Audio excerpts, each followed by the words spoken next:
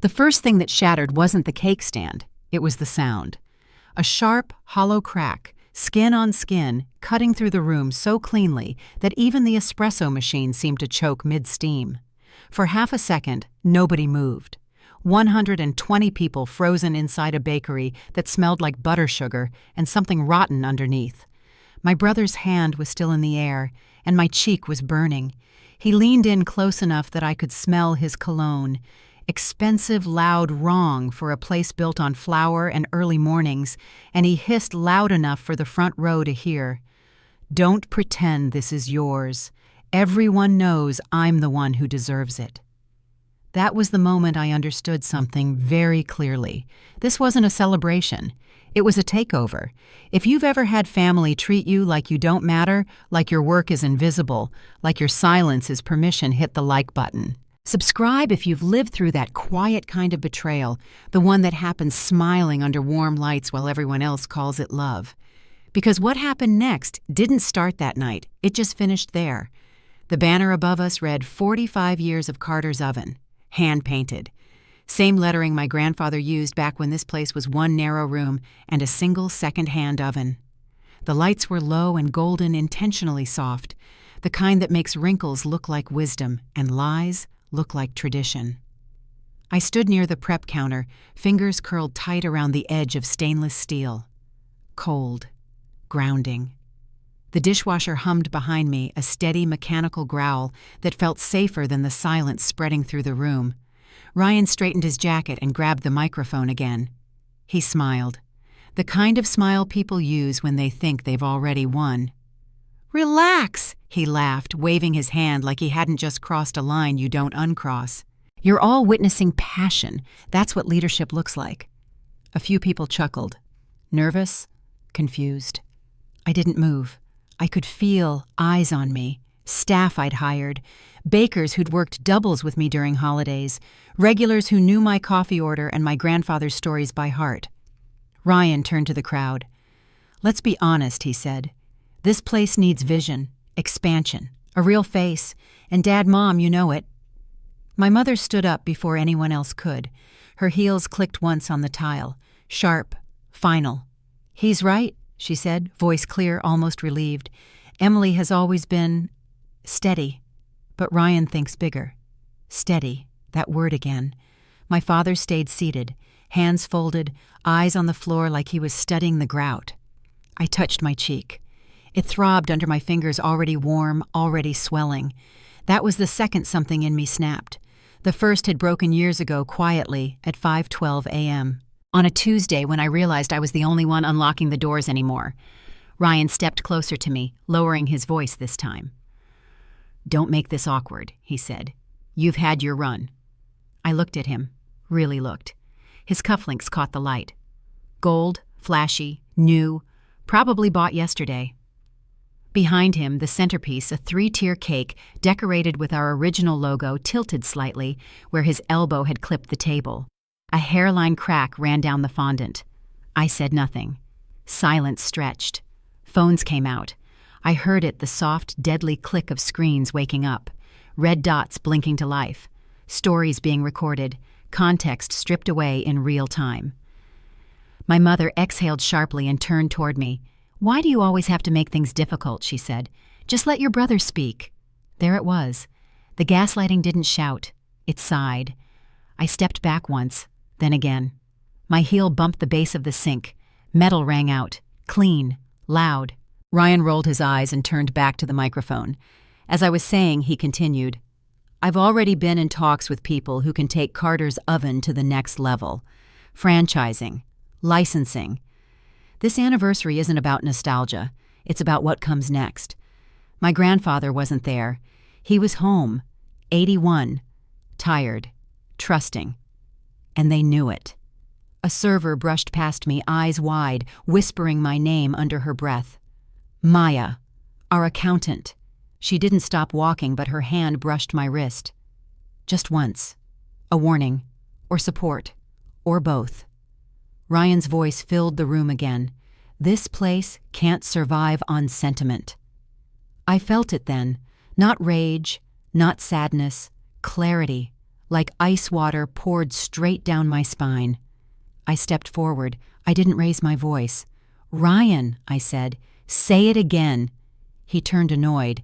"Say what?" "That I don't matter," I said. "Say it into the mic." The room inhaled. My mother's face tightened. She shook her head at me sharp and small. "Emily," she said through her teeth. "Don't." Ryan laughed. "You're being dramatic," he said. "This is business." I nodded once. "That's what you think this is," I replied. I looked past him. At the staff, at the regulars, at the walls lined with black and white photos of a man with flour on his apron and hope in his eyes. Then I looked back at my mother. Her arms were crossed now, defensive, ready. She met my gaze and delivered the final cut clean and precise. "You should be grateful," she said. "Some of us never get chosen at all." The words landed, heavy, quiet, absolute. The dishwasher kept humming. Phones kept recording, and something in that room, something old, something honest, finally stopped trying to survive. 4 years earlier, the handover didn't come with applause. It came with a set of keys. My grandfather slid them across the small kitchen table between us. No speech, no witnesses. Just the soft scrape of metal on wood and the smell of burnt coffee from a pot that had been sitting too long. "You don't need permission," he said. "You already work like you own the place." That was it. No announcement, no family meeting, no congratulations, just trust. I was 30 then, tired in a way sleep doesn't fix. The next morning I unlocked Carter's oven at 5:03 a.m. The sky was still dark, the street quiet, except for a delivery truck idling 2 blocks down. The old neon sign flickered once before settling into its familiar glow. Inside, the air was cold and smelled faintly of yeast and yesterday's sugar. I rolled up my sleeves and started the day. Every day started the same way. I checked the proofing room, adjusted the ovens, counted inventory by hand because the old system kept forgetting numbers. By 6, flour dusted my jeans. By 7, the first regulars were tapping on the glass. I didn't change the recipes. That mattered. People think improvement means replacement. It doesn't. It means respect. I kept my grandfather's formulas locked in the same stained binder he'd used for decades, but I fixed the things he'd never had time to fix, waste scheduling suppliers who took advantage of loyalty. I tightened margins, cut spoilage, raised pay without raising prices. No one noticed. That was fine. Ryan showed up 3 weeks later, sunglasses indoors, phone already in his hand. So he said, looking around like a tourist, "This is what you've been hiding." I didn't look up from the invoices. "We open in 12 minutes. He smirked. "Relax. I'm not here to work." That was always his opener. He sat on a prep table and started talking. Big words, bigger gestures, something about brand identity, about how places like this were sleeping giants. "I've got ideas," he said, "real ones." I nodded without committing. I'd learned early that nodding was safer than arguing. At that point, Ryan was on his 3rd job in 2 years. Sales, marketing, a startup that folded quietly. Each one ended the same way, him quitting right before he could be fired, always claiming it was strategic. At home, our mother framed it differently. "He's figuring himself out," she'd say. "Men need room to roam." When I worked doubles for 3 weeks straight, she called it obsession. Ryan never came before 8, never stayed past 10. He'd take photos of croissants like they were artifacts, then disappear before the lunch rush. One afternoon, he leaned against my office door frame, arms crossed, eyes bright with something that wasn't generosity. "I've been talking to someone," he said. I kept typing. "About what visibility?" That word again. He pitched it like a gift. A local influencer. Clean aesthetic. Big following. He wanted to use the bakery as a backdrop. Lifestyle content, he called it. Said it would put us on the map. "We're already on the map," I replied. "People line up at 6. He waved that off. "That's small thinking." I closed my laptop and looked at him. "This isn't a studio," I said. "It's a workplace." His smile slipped just a little. "You're afraid of change," he said. "That's what this is." "No," I answered. "I'm afraid of turning something real into a prop." That was the first no. It didn't sound loud at the time. It should have. He laughed, but it didn't reach his eyes. "You don't get it. This is how modern businesses grow." "I get it," I said. I just don't agree." He left without another word. That night, my mother called. "You embarrassed him," she said, skipping hello. I said no, I replied. To an opportunity, she corrected. Ryan was trying to help. I stared at the office wall at the framed photo of my grandfather at 25 standing next to his first oven like it was a child. "Help doesn't come with cameras," I said. She sighed. "The long kind. The disappointed kind. You've always been rigid," she said. "Your brother just needs a chance to shine." That sentence followed me for years. Ryan needed chances. I needed endurance. The next month settled into a pattern. I worked. He talked. I fixed broken systems. He imagined new ones. Every suggestion he made centered him. His face, his voice, his version of the story. Whenever I pushed back, the room tilted. "You're controlling," my mother said once at dinner. "Let him try. I'm protecting the business," I replied. My father didn't look up from his plate. Ryan started referring to the bakery as ours when he spoke to people, not in front of me, around me, like fog, subtle, persistent. I corrected him once quietly. He laughed and clapped my shoulder. "Don't be so sensitive." That was the third something that snapped. By the end of the year, revenue was up. Staff turnover was down. Health inspections passed without notes. The numbers were clean. Ryan called it luck. Then came the pitch. We were closing up one night when he pulled a chair into my office and sat without asking. He slid a printed mock-up across my desk. Glossy. Smiling faces. A slogan that didn't mention my grandfather's name at all. "Pop-up event," he said. "Invite only. Influencers. Sponsors." I scanned it once. Twice. "You want to shut down operations," I said, "for a photo shoot." "For exposure," he corrected. "No," I said. "Just that. One word." His jaw tightened. "You don't get to decide everything," he said. I met his eyes. "I do." He stood so fast the chair scraped loudly across the floor. "This is why no one listens to you," he said. "You confuse responsibility with ownership." I didn't respond, because deep down I knew. This wasn't about the bakery. It never had been. It was about a family built on imbalance. A son taught he was owed the world. A daughter taught to carry it quietly. And 4 years before my brother raised his hand in front of a crowd, he learned something far more dangerous. He learned that no one would stop him. Not then, not yet. The first sign wasn't loud. It was timing. Ryan started showing up when the bakery was supposed to be empty.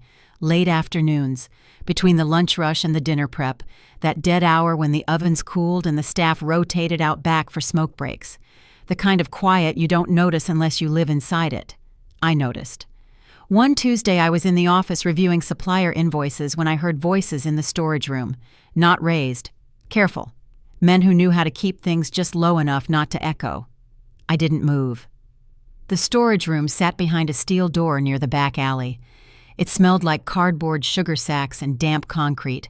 No reason for customers. No reason for conversations. I slid my chair back slowly. No rush. No drama. When I reached the doorframe, I stayed in shadow. Ryan stood with 2 men I'd never seen before, suits without ties. Sleeves rolled just enough to signal they weren't here to get dirty. One of them gestured at the shelves like he was imagining something else entirely. "This space could work," the man said, "especially if the brand story is authentic." Ryan laughed softly.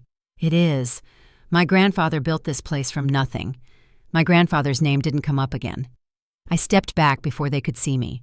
Heart steady, mind already cataloging details. Shoes, voices, the way one of them glanced at his watch like time was money even here. When they left, Ryan didn't look pleased.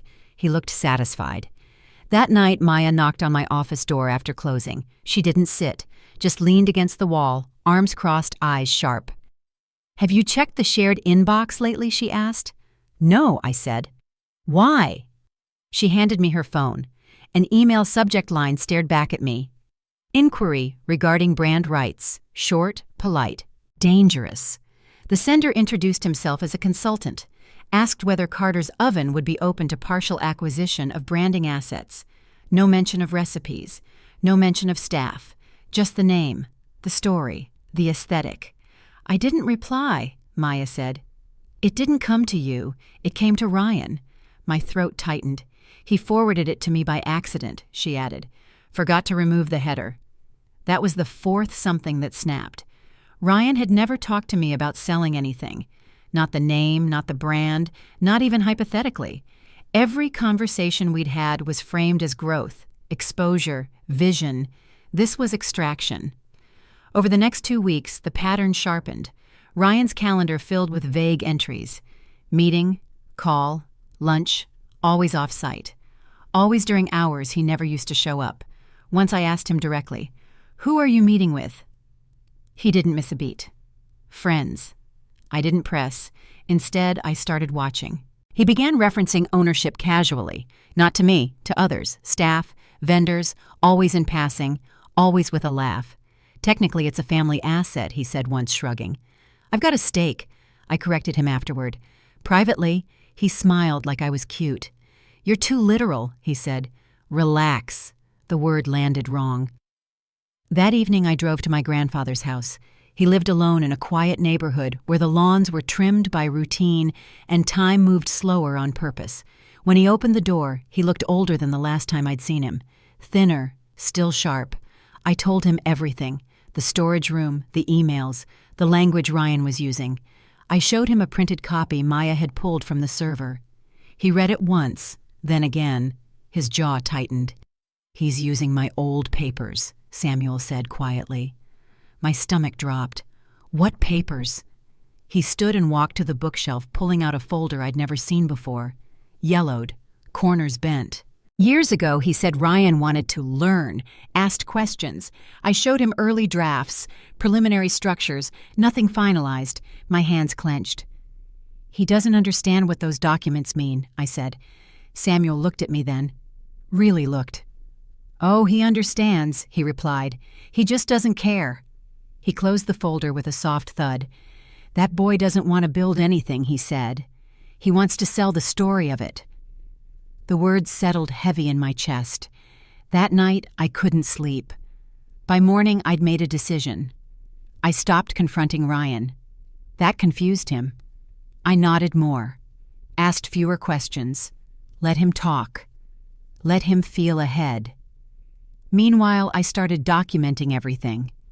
Maya helped, quietly. She flagged emails, logged access times, printed copies and locked them in a file cabinet she didn't tell anyone about.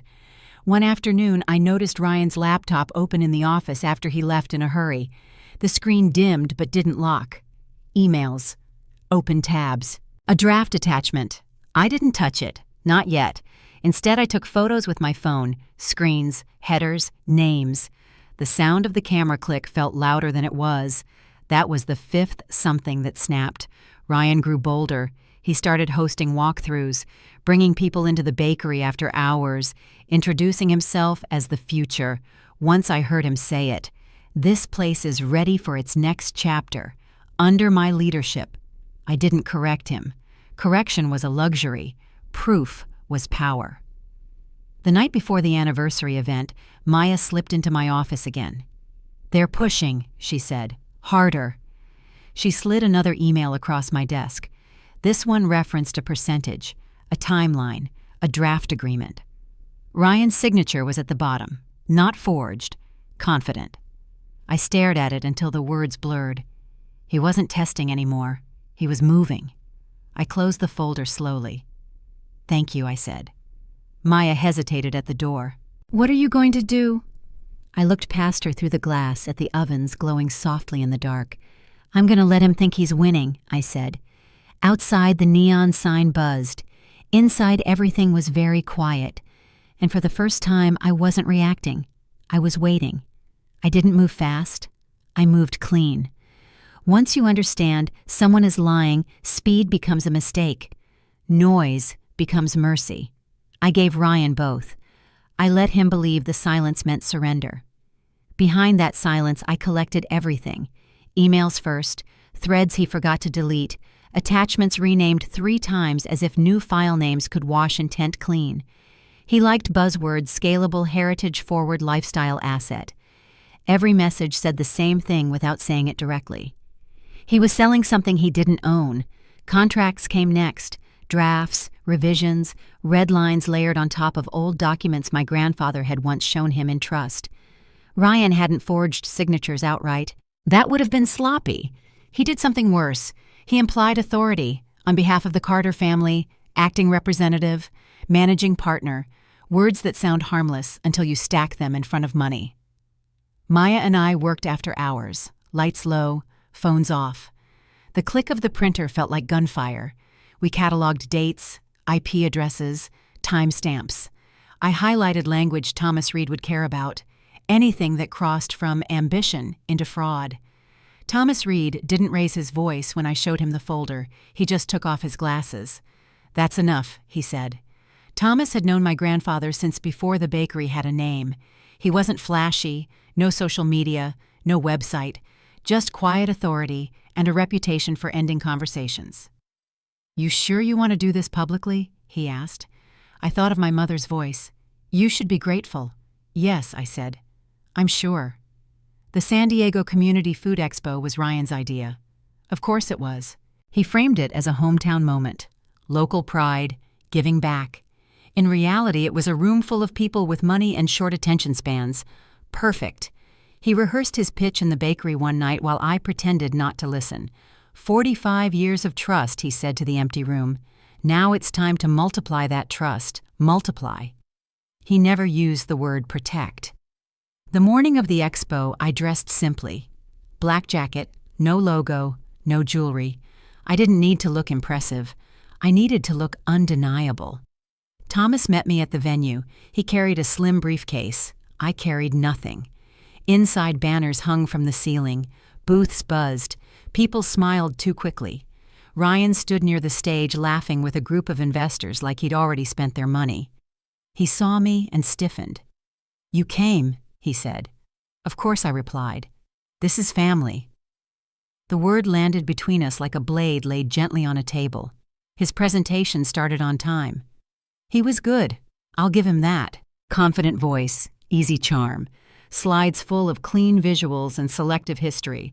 He spoke about legacy brands and modern audiences. He said my grandfather's name once, mispronounced it. Then he showed projected numbers, expansion, licensing, a national footprint. The room leaned in. That's when Thomas stepped forward. "Excuse me," he said calmly, "before you continue."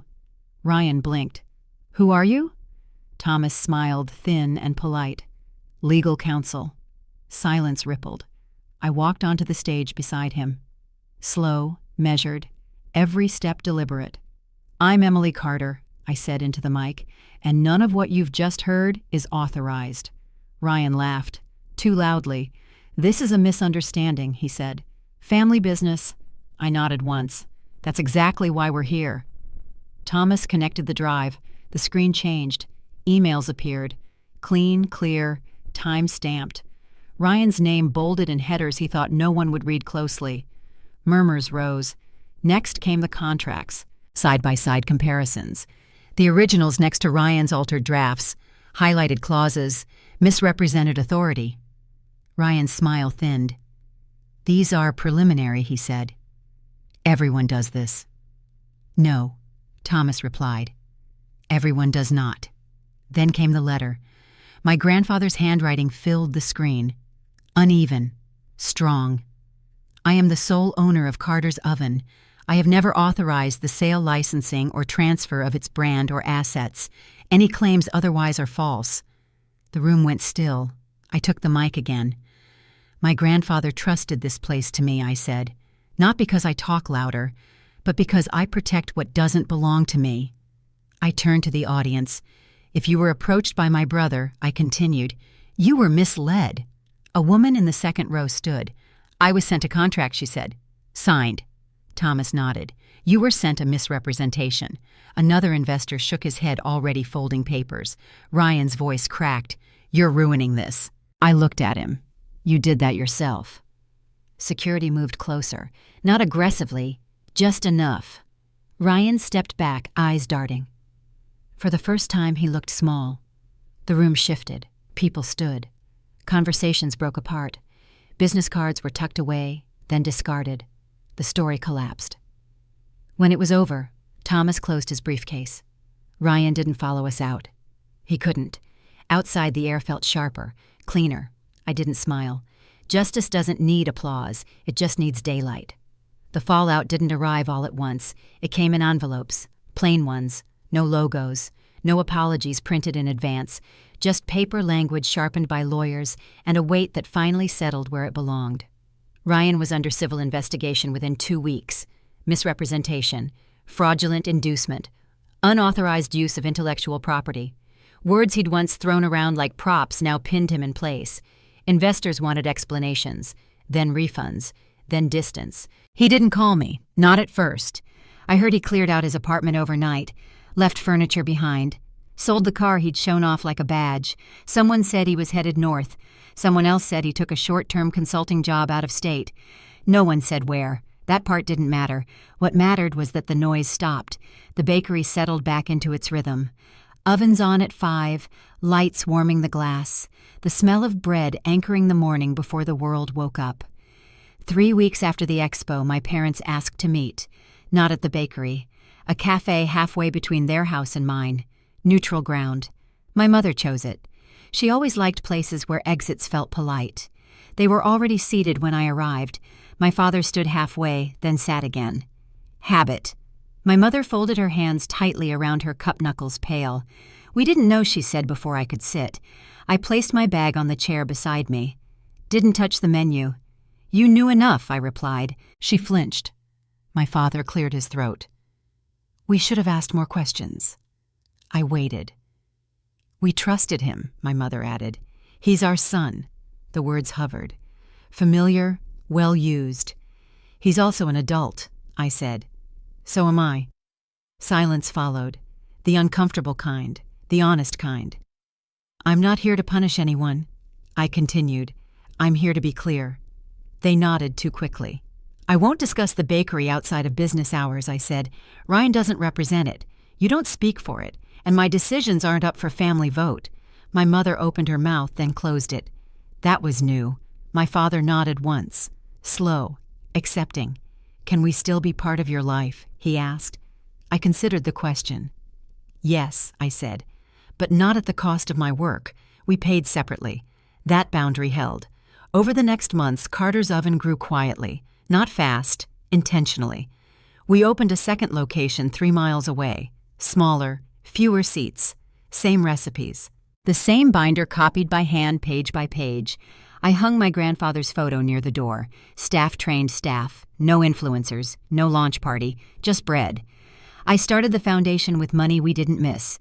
Modest, focused, scholarships for apprentices who couldn't afford culinary school, paid training hours for kids who showed up early and stayed late. My grandfather came to the first class. He stood in the back, arms, crossed eyes bright. You kept it clean, he said afterward. I nodded. Good, he replied. This place doesn't need noise. Sometimes I hear about Ryan, a name mentioned in passing, a project that didn't last, a place he didn't stay.